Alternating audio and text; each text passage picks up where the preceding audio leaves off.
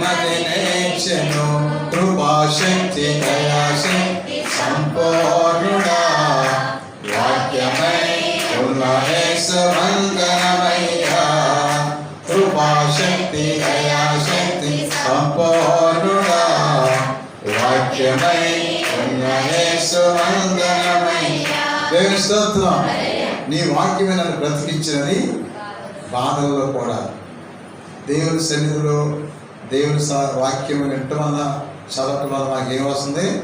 ఎంతో నెమ్మది. దేవుని స్తోత్రం. అలాగే దేవుని యొక్క జ్ఞానం నీకు ఇస్తున్నాడు. 119 కీర్తన 130 వచనం. 119 దావీదు కీర్తన. దేవుని సన్నిధిలో దేవుని వాక్యం వినటం వలన నెమ్మది వస్తుంది. అదేవిధంగా నీకు ఏమిస్తున్నాడంటే జ్ఞానం ఇస్తున్నాడు. ఆ వచ్చిన 119 130 వచనం. నీ వాక్కుల వివరణం వెలుగును దయచేయను తెలివిలేని వారికి. అది ఏమొస్తుంది? అది బైబిల్ చదివేవాడు, బైబిల్ వాక్యం వినేవాడికి ఎక్కడలేని తెలివి వస్తాడు. దేవుని స్తోత్రం. ఆ మాట్లాడే వ్యక్తి మంచి మాట్లాడుతున్నాడా లేదా అనేది నీవు ఈ జ్ఞానం ఉన్నప్పుడు ఈ వాక్యం ద్వారా అది కరెక్టా కాదని చెప్పేస్తుంది వాక్యం లోపలండి. అందుకని వాక్యం నిన్ను ఎప్పుడు మరి ఏం చేస్తుంది? ఒకటి ఏం చేస్తున్నావు కుమారి? నెమ్మదిస్తుంది. ఏం చేస్తుంది? నాకు ఇంక ఇల్లు అవ్వలేదని ఆలోచనవా? నెమ్మదిస్తుంది. దేవుని స్తోత్రం. మరి రెండవది ఏం చేస్తుంది? జ్ఞానం దయచేస్తుంది. దేవుని వాక్యం జ్ఞానం దయచేస్తుంది. అలాగే ఆ వాక్యం మన హృదయాల్లో ఉండి ఒక టార్చ్ లైట్లే పనిచేస్తుందంట. చూడు, యాకోబు పత్రిక 1వ అధ్యాయం 21వ వచనంలో, యాకోబు పత్రిక లేఖ 1:21 కనుక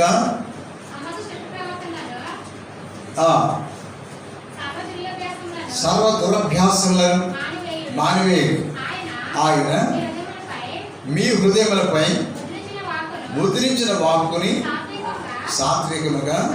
అది కాబట్టి సాత్వికంగా ఆలకించడం, మంచిగా వినాలి వాక్యం. చంద్రబాదరికి వినకూడదు. ఇసుకుడు వెళ్ళిపోవాలి, ఇంటికి తొందరగా వెళ్ళిపోతే బాగుంది అనుకోకూడదు. ఎలా వినాలి వాక్యం కుమారి? వేవి ఎలా వినాలి? సాత్వికంగా అంటే అంత ఇష్టపూర్తిగా వాక్యం వినాలి. దేవుని స్తోత్రం. గోడలు పెడుతున్నావు, దళ్ళు పెడుతున్నావు అంటే ఎలా ఉంటుంది? నువ్వు తాలింపు పెట్టినప్పుడు చాలా జాగ్రత్తగా ఉంటే తప్ప అది. కొంతమంది ఉంటారు ఎలాగ తుస్మని, కొంతమంది పప్పుచారు తాలింపు పెడితే 7 ఇళ్ళు దాటి వెళ్ళిపోతారు. కొంతమంది తాలింపు పెడితే ఇంట్లో వాళ్ళకి నువ్వు తాలింపు పప్పుచారు చక్కగా తాలింపు పెడితే నిద్రపోయిన భర్త కూడా ఇచ్చేస్తాడు. దేవుని స్తోత్రం. నిద్రపోయిన పిల్లలు కూడా ఇచ్చేస్తారు. అయ్యి బాబు ఎంత అమోఘంగా ఉంటాయి. మరి నువ్వు తాలింపు కన్నా నీకు రాకపోతే పిల్లలు కూడా అలాగే రోగం పడ్డాగా చుట్టుకుని పడుకుంటూ ఉంటారు. అందుకని చైతన్య పరిస్థితి నీవు ఉంటే, అందుకని నోటికి లాలింపు, కూరకు తాలింపు, బట్టకు జాడింపు అలా. నోటికండి అది చక్కని మాటలు మాడాలి. అది మంచి వందన మాటలు మాడాలి. చక్కనటువంటి కృపా సమితి వెంటనే మాటలు మాట్లాడాలి. దయాభివృద్ధి మాటలు నీలో ఉంటే నీ మాట విలువ అంటూ పరిశుద్ధ పౌలు చెప్తున్నాడు. చూడ ఒకసారి కొలస్సీ పత్రిక 4వ అధ్యాయం 6వ వచనంలో, కొలస్సీ పత్రిక నీ మాటను బట్టి ఇతరులు అంచనా వేస్తారు.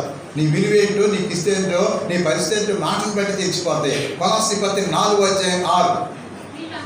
నీ సంభాషణ ఎల్లప్పుడూ దయాపూరితముగా ఉప్పు వేసినట్లుగా రుచికరముగా ఉండవాలి. చెప్పబట్టండి. అందుకని మన మాటలు ఎటువంటి రుచికరంగా ఉంటాయి. మనం మాట్లాడినప్పుడు పక్కన వ్యక్తి ఎటువంటి వాళ్ళు కూడా ఆలోచించాలంట. చూడు, కీర్తన గ్రంథం 39 దావీదు కీర్తన 1వ వచనం. కీర్తన గ్రంథం 39 అధ్యాయం 1.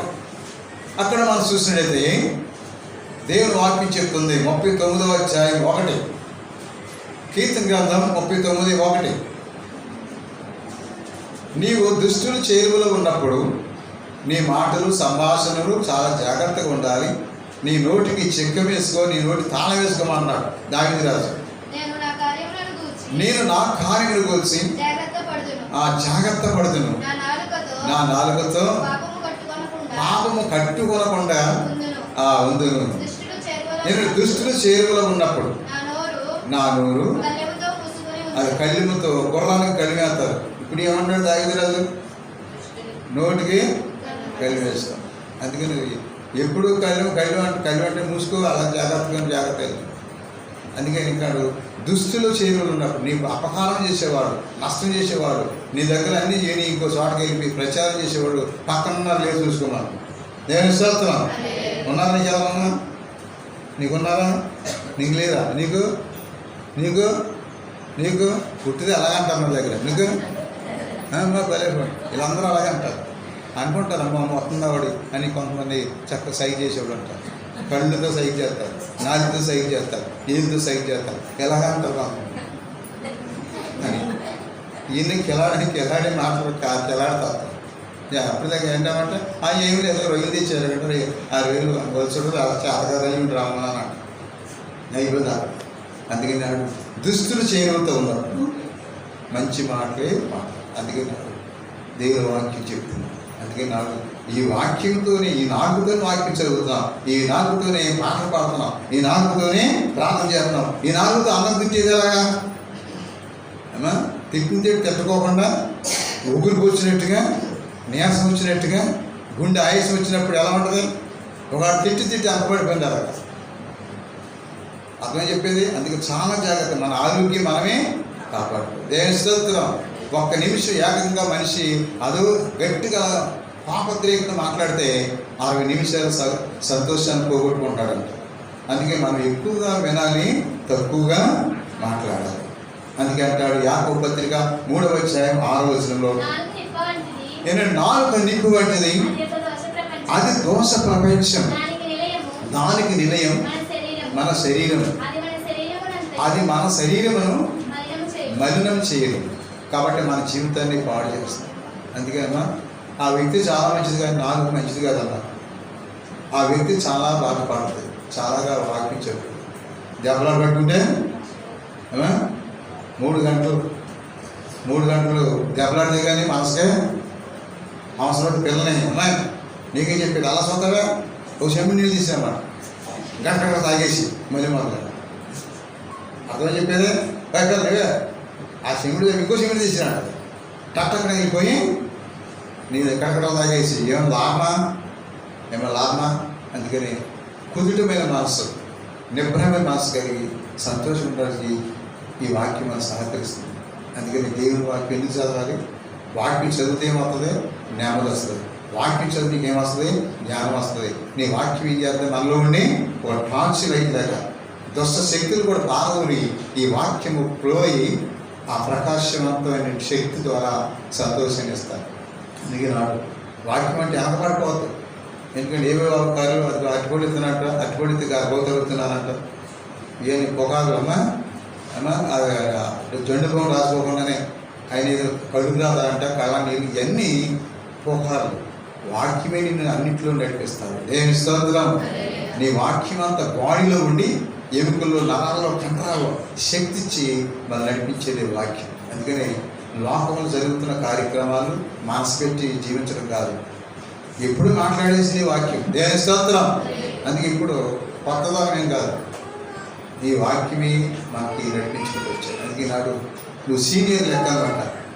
ఈ కథోలిక సంఘంలో ఈ మొదటి పాఠం, 2వ పాఠం, 3వ పాఠం చదువుకుంటూ వచ్చామంటే అందరికంటే సీనియర్లు మీరు. చప్పలు పట్టండి. మీకు తెలిసినట్టు వాళ్ళకి తెలవదు. ఎందుకంటే వాళ్ళు కొత్త తీసుకొస్తుంటే మీకు ఏదో అనుకుంటారు. కానీ దీంట్లో అన్ని రంగములతో కూడినటువంటి భక్తి ఈ కథోలిక సంఘంలో ఉంది. దేవుని స్తోత్రం. అందుకే సంఘాలన్నిటికంటే పునాది తల్లి సంఘం ఏది?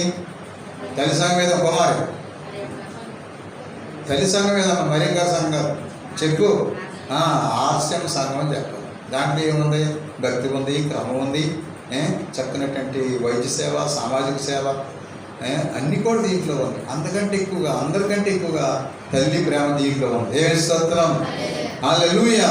అమ్మా అమ్మా మరియమ్మ మరి నిన్నే పిలచెదమమ్మా, భావనవులలో వినరామమ్మ, కమ్మని అమ్మలో నీవేనమ్మ, కమ్మని అమ్మలో నీవేనమ్మ, అమృతము కన్నా తీయని అమ్మ, అమృతము కన్నా తీయని అమ్మ, ఇలలో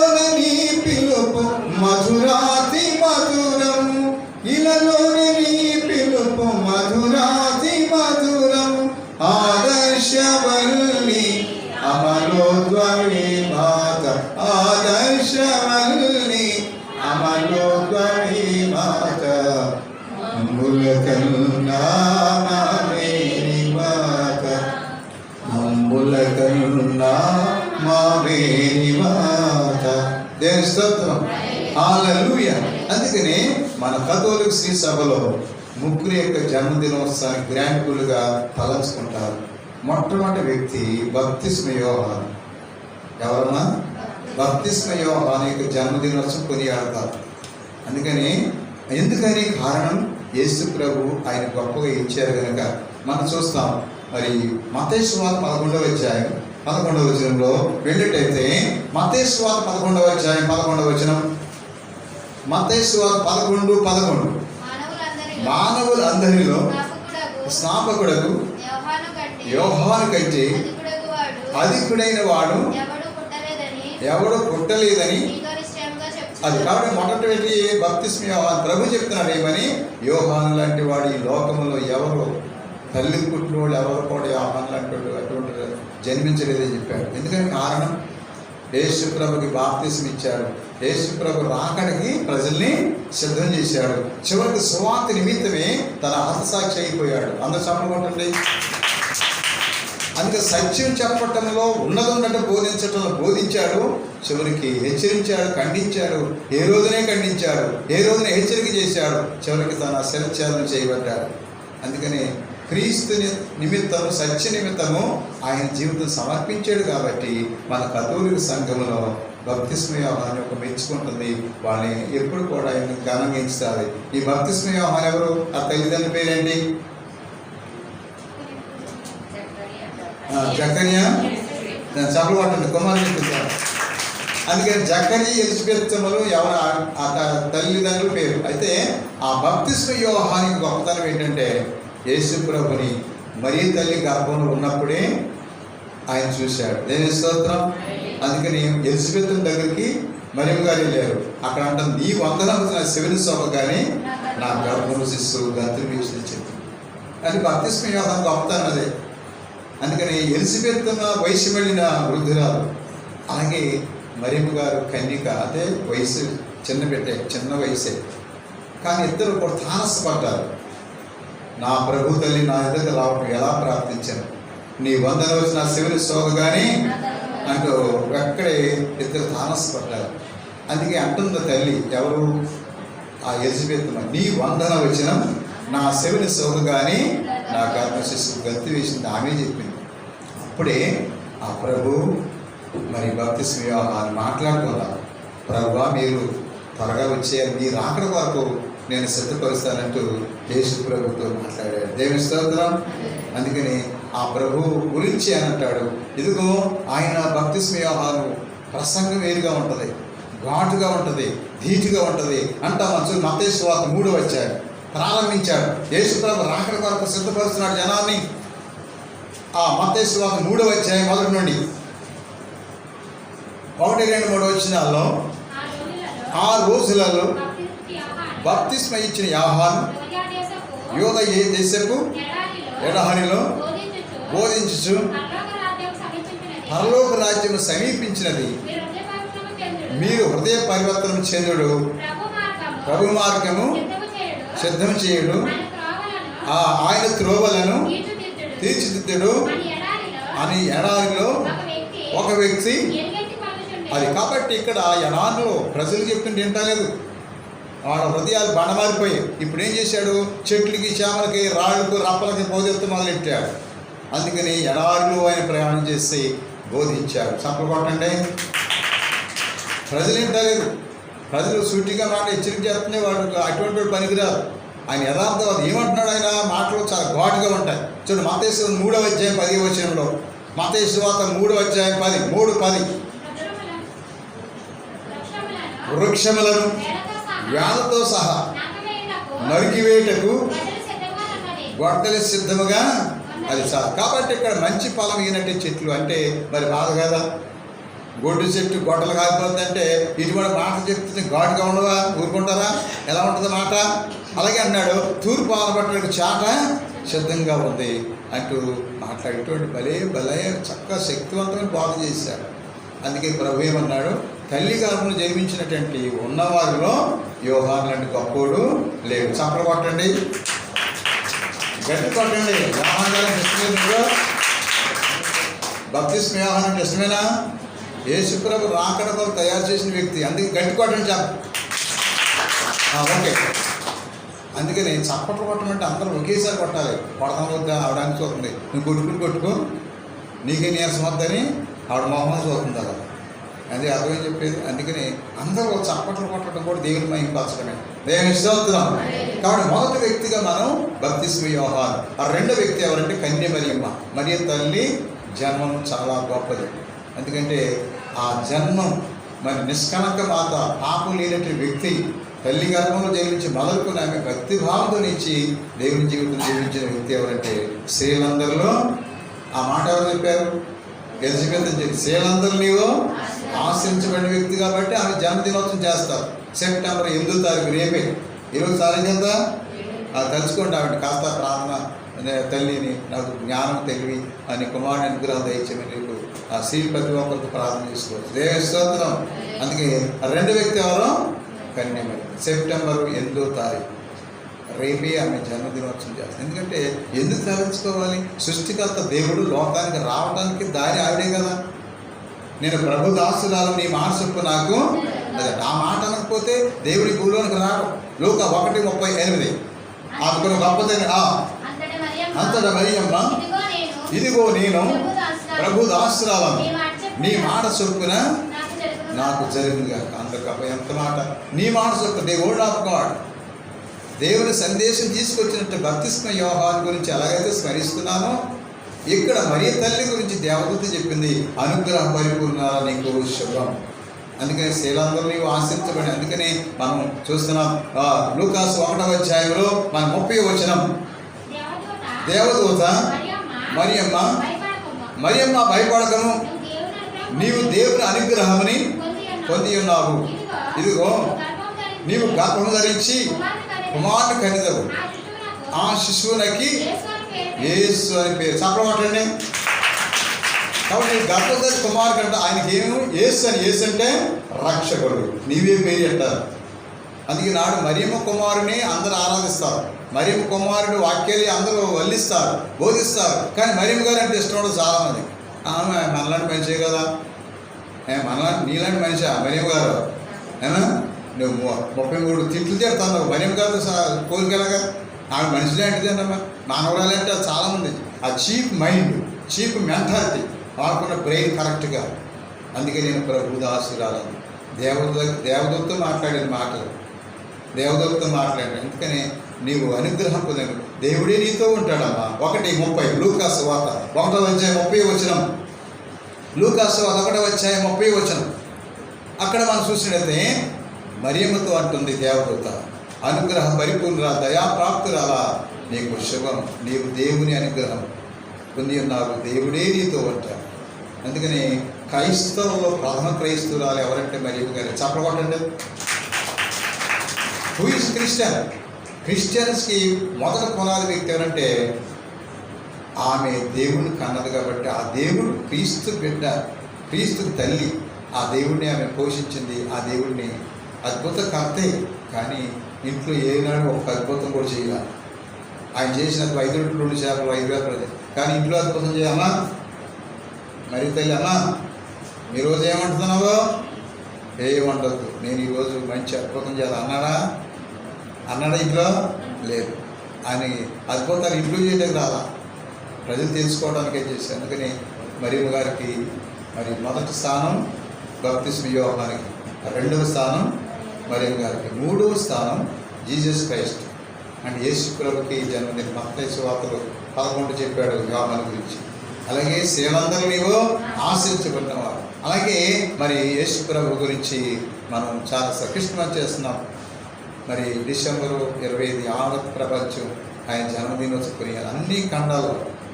అన్ని ఖండాల్లో ఇన్ని సంవత్సరాలు యేసు ప్రభు జన్మదినోత్సవం అన్ని ఖండాల్లో ఎవరికైనా జరగాలి. ఆల్ వరల్డ్, అన్ని ఖండాల్లో అన్ని దేశాల్లో యేసు ప్రభు జన్మదినం కొనియాడుతుంది. ఎందుకంటే ఆయన పుట్టకున్న చరిత్ర క్రీస్తు పూర్వం, పుట్టిన తర్వాత క్రీస్తు శకం. అందుకని చరిత్రకారుడు ఆయన. మరియమ్మ కుమారుడు ఆయన ద్వారా ఈనాడు ప్రపంచ క్యాలెండర్ పెడుతుంది. ఇప్పుడు మరి పుతిన్కి ఫోన్ చేస్తే చైనా అధ్యక్షుడు హలో ఇది చెప్పా నువ్వు నెంబర్ చెప్పి ఇంటికెళ్ళాక హలో ఏమండి అంటే క్రిస్మస్ రోజున ఫోన్ చేస్తే ఈరోజు ఏంటంటే ఈరోజు జీసస్ క్రైస్ట్ బర్త్డే అంటాడు. చప్పలు కొట్టండి.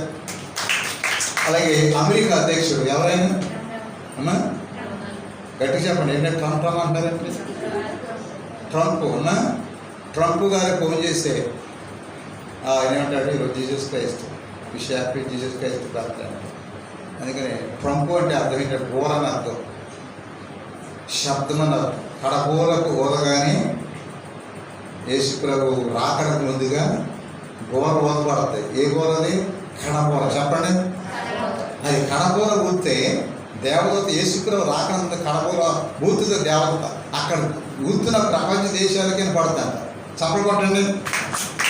చనిపోయిన వాడు కూడా లేచి వస్తారు, ఉన్నవాడు కూడా యేసు ప్రభు అక్కడికి వెళ్తారు. అది కడగోర. అందుకే ట్రంప్ అంటే చిన్న పేరేం కాదు, అది అన్న అర్థమైందా? ట్రంప్ అంటే శబ్దం, గోర, కడగోర ఊదగానే. అందుకే నాడు అమెరికా అధ్యక్షుడు కూడా చెప్తాడు ఈరోజు జీసస్ క్రైస్ట్.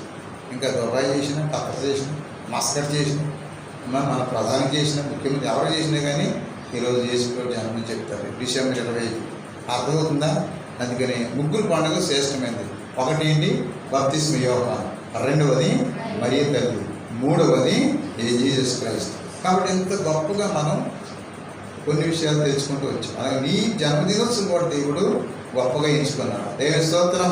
అందుకే తల్లి గర్భంలో నిన్ను చేశాడు, నిర్మించాడు. ఈ లోకంలో కొద్ది సంవత్సరాలు ఆయన ఆరాధించాలి, ఆయన సేవించాలని దేవుడు ఆయన జన్మను బట్టి మనకి గొప్ప అవకాశం ఇచ్చాడు. అందుకే నాడు మరి ఈ బలమైన మాటలు హృదయంలో దాచుకుంటూ భద్రపరుచుకుంటూ దేవుని బిడ్డలు జీవించే ధన్యత. అందుకని రేపు సెప్టెంబర్ 8వ తారీఖు 2025 సంవత్సరం మరి తల్లి జన్మదినోత్సవం. అందుకే రేపు ఇంటికాడ చక్కగా వ్యక్తిగతంగా జన్మాలు చెప్పుకున్న, ప్రార్థన చేసుకున్న ఆ ఇళ్ళు దీవించబడతాయి, ఆ తల్లి దీవెనలు కూడా ఉంటాయి. అటువంటి మనసు, అటువంటి హృదయాన్ని వేరే వేరే బోధలు, ఆ బోధలు ఈ బోధలు ఉంటే నీ మనసుకు చాలా అవసరం. ఒకే ఒక భాగం. అందుకేం చెప్తున్నాడు? మీరు అపోస్తుల బోధ ఎందును, సహవాసం ఎందును, రొట్టె విరుచుట ఎందును ఒకే సంఘంగా ఉన్నారు. అలాగే మనం చూడు, అపోస్తుల కార్యం 1వ అధ్యాయం 14వ వచనంలో మనం చూస్తున్నాం. 1వ అధ్యాయం 14వ వచనం, వీరందరూ వీరితో కూడా కొందరు స్త్రీలు యేసు తల్లికి మరియమ్మయు ఆయన సోదరులను ఒక చోట చేరి ఎడతెగగా ప్రార్థన చేశారు. దేవుని స్తోత్రం. ఒకే చోట చేయలేదు. అది నాడు ప్రపంచ ప్రజలందరూ కూడా ఆ తల్లి ప్రేమ తెలుసుకోవాలి, బప్తిస్మ యోహాను యొక్క విలువ తెలుసుకోవాలి, యేసు ప్రభు గొప్ప దేవుడు, లోకరక్షకుడు తెలుసుకోవాలి అనే సత్యాన్ని మనం చాటి చెప్పడానికి ప్రయత్నించాం. అందుకే నాకు పోటీ పడుతున్న చాలామంది. అమ్మ జండుబాబు అని అంటాడు. జండుబాబు ఎవరింట్లో ఉంది? జండుబాబు మీ ఇంట్లో ఉంది. ఓకే. ఆ అమృత ఎవరింట్లో ఉంది? అమృతంజన్. టైగర్ పాంప్ ఎవరింట్లో ఉంది? ఓకే. ఆ శాస్త్రి పాంప్ ఎవరింట్లో ఉంది? ఉందా? 2 ఉన్నాయా? నువ్వు చాలా చూసుకో, రెడీ పెట్టుకుంటున్నాను అన్నమాట. ఇంకేంటది? ఇంకేం పాములు ఉన్నాయి? మెంతో ప్లస్ అంటే తలకాయలు ఉంటాయి కదా, మెంతో ప్లస్ తలకాయ పోటుకి వాడుకోండి. ఎవరి దగ్గర ఉంది అది? నాకు నీకు తలపోటు తగ్గించేస్తున్నాను, అందుకని హ్యాపీగా ఉన్నాను. మెంతో ప్లస్ ఇంకేమైనా ఉన్నాయా? ఏమా? విక్సా?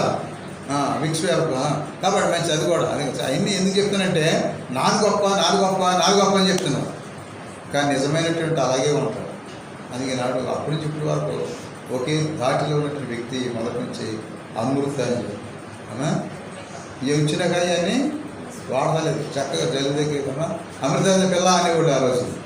అందుకని అన్నీ ప్రతి ఒక్కరు కూడా పోటీ పడుతున్నారు అన్నమాట.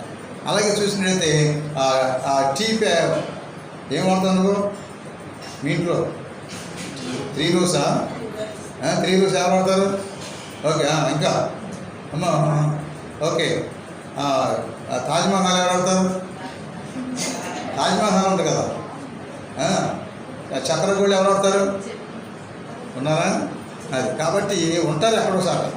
ఎందుకు చెప్పానంటే ఎవరికారు పోటీ పడతారు. షోకులో పోతాం. సంతూరు వాడేవాళ్ళు ఎంతమంది ఉన్నారు? అదే హిమాని వాడేవాడు, మైసూర్ శాండిల్ వాడేవాడు, అది వాడు అది వాడుతుంది. దానికి ఏమై లక్ష వాడేవాడు, 500 ఒకటి వాడేవాడు. ఉన్నారా? కాబట్టి ఈ చూసుకుంటూ వస్తే కంపెనీ వాడు ప్రతి ఒక్కరు పోటీ పడుతున్నాడు. నాది నాదే ఉంటుంది. ఎందుకు చెప్తున్నానంటే మరి కంపెనీ అనేది మంచిది, బ్రాండ్ అనేది ఎప్పుడు అలాగే ఉంటుంది అని ఈనాడు వీళ్ళు పోటీ పడుతున్నారు. మరి నువ్వు పోటీ పడుతున్నావా? నువ్వు పోటీ పడుతున్నావంటే ఏసే దేవుడు ఏసే రక్షకుడని నీవు కూడా చెప్పగలవు. మరి ఈనాడు బస్సులో ప్రయాణం చేస్తాను సీలు అమ్మా, ఏనాడన్నా అమ్మ ఏసై నమ్ముకున్నావా, ప్రభు నమ్ముకున్నా అంటున్నారా? అంటారు. ఇవాళ ప్రయాణమే, ఇవాళ డబ్బులు చదువుకోవడమే, ఇవాళ సామాను చదువుకోవడమే. కాబట్టి ఇవన్నీ జరుగుతున్నాయి. కాబట్టి ప్రతి క్షణంలో కూడా ఈ భూలోకంలో దేవుడు స్థితించాలి, మహిమపరచాలి. యేసు ప్రభు Jesus Christ coming very soon. యేసు ప్రభు రాబోతున్నాడు. అలాగే ఆ గొప్ప దేవుని పొందటానికి అటువంటి నిరీక్షణ భాగ్యం దయచేయమని మనసారి వేడుకుందాం. ప్రభు దేవుని వాక్యం దీవించును గాక. పితా పుత్ర పవిత్రాత్మ నామమున